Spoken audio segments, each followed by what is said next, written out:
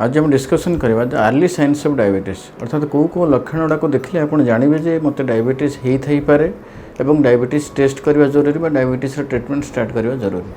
सो एक नंबर हूँ ओजन जदि आपंकर कमीगला अनएक्सप्लेन्ड वेट लॉस जदि आप ओजन कमुची बारंबार तो आप जानवे आपको डायबिटीज हो थी पारे।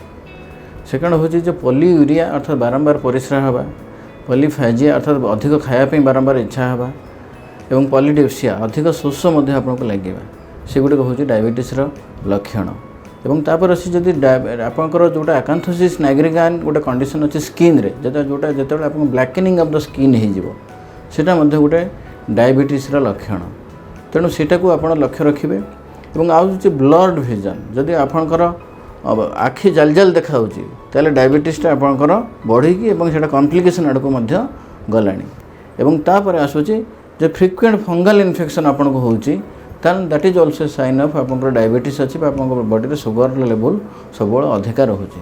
तेणु एगुड़िक प्रति आप नजर रखिए और आप टेस्ट कर डाक्तर परामर्श ग्रहण करेंगे। धन्यवाद।